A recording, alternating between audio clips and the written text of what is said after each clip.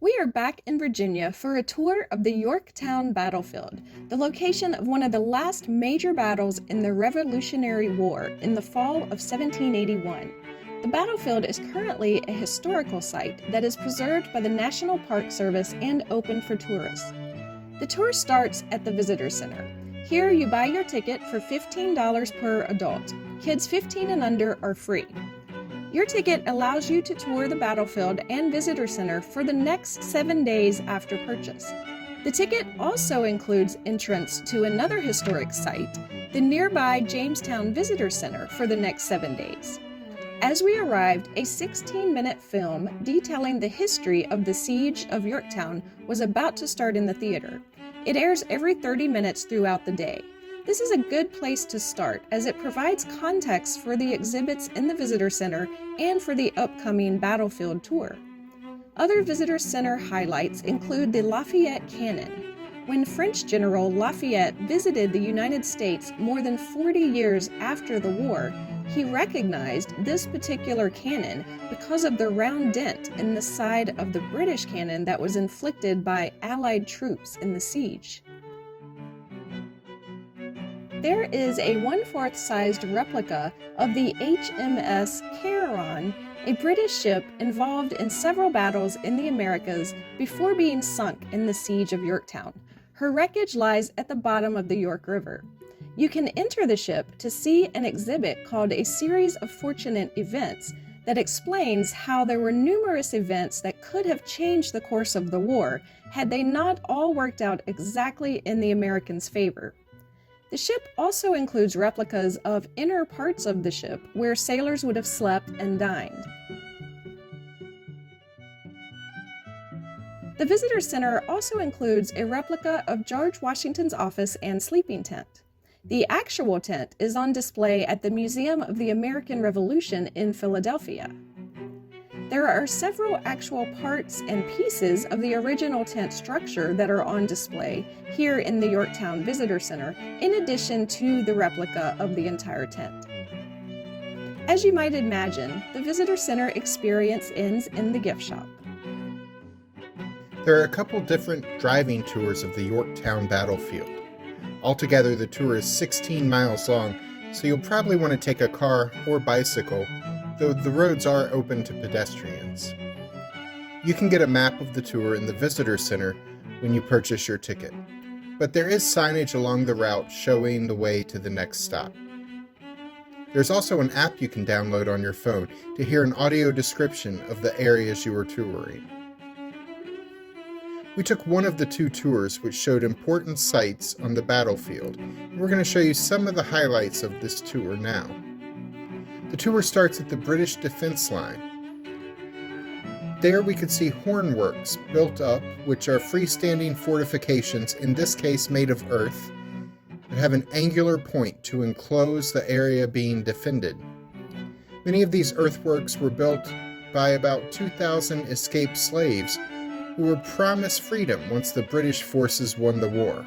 The American victory ended those hopes, though. There are a number of these earthworks to view along the tour. Some of these fortifications were used in the Revolutionary War and then again, less than 100 years later, in the Civil War. The National Park Service has done a great amount of work keeping these fortifications in place, so it's very important not to climb on them so that they continue to exist. Next on the tour, we came to the Grand French Battery. Behind this fortification, stretching about 1,000 feet across, were about 30 pieces of French artillery used to bombard the English encampment from afar.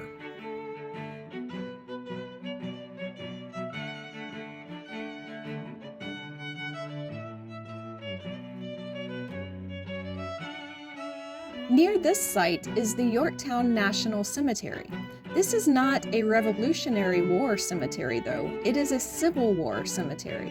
When the Civil War came to an end, the remains of deceased Union soldiers that were scattered around Virginia were brought here to this central location. Over 2,200 bodies are buried at this site. Out of that number, though, the identities of most are unknown, with only 747 remains actually identified.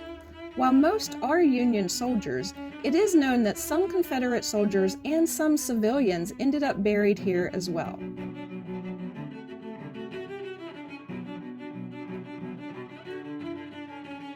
One of the troops buried here is Private William Scott, known as the Sleeping Sentinel.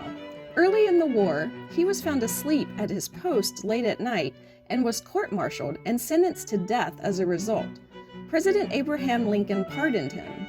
After being spared death, Scott would go on to serve the Union in the Civil War until he was killed in action. We continued our drive looking for a famous spot along the tour, Redoubts 9 and 10. Redoubts were small temporary forts built to defend the British encampments. It was decided that 400 French troops would attack Redoubt 9, and 400 American troops led by Alexander Hamilton would attack Redoubt 10 at dark.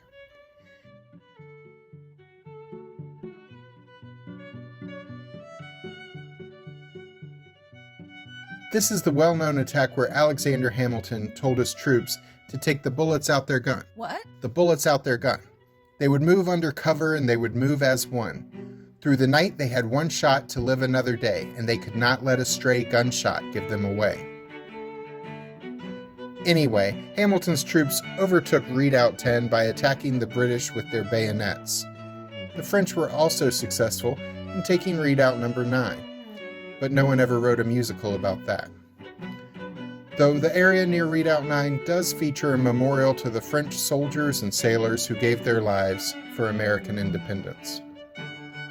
After Redoubts 9 and 10 were taken, British General Charles Cornwallis knew he was surrounded, and with French ships having turned away the British ships who were on their way to rescue Cornwallis and his men, he had no choice but to surrender. Which brings us to the next stop on the tour, the Moore House, an average colonial farmhouse that was selected to be the location of negotiations to end the siege of Yorktown. This home was built around 1725. The owner, Augustine Moore, is believed to have moved himself and his family to Richmond when the battle broke out in Yorktown, so the home was likely not occupied on the morning of October 18, 1781, when two British officers met with two Allied officers, one French and one American. The American was Lieutenant Colonel John Laurens, supporting character in the musical Hamilton. The negotiations at Moore House lasted much of the day, as the Americans refused to allow the British the honors of war in their surrender, in retaliation for the British doing the same to the Americans at a previous battle. We'll talk about what that means in a moment.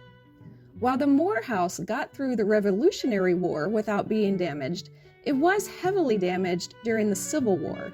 The home was restored to its original colonial appearance by the National Park Service, a process that was completed in 1934. The final stop on the tour that we're going to share with you today is Surrender Field.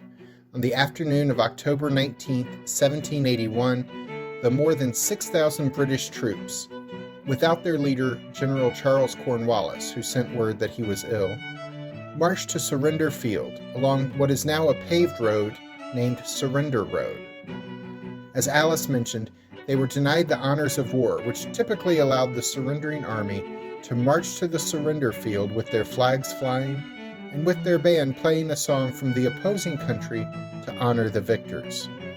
Instead, the British troops were not allowed to fly their flags and were told they had to play a British song. There is some disagreement about which British song they played, but according to legend, they played a song from the 1640s called "The World Turned Upside Down." The troops marched through the lines of American and French troops and laid down their weapons. These British troops were then marched to prisoner of war camps, except for their officers who were sent back to England. The siege of Yorktown was considered the beginning of the end. The war would not technically end for another 2 years, but this battle resulted in a loss of support for the war effort back in England and brought an end to most of the large-scale fighting.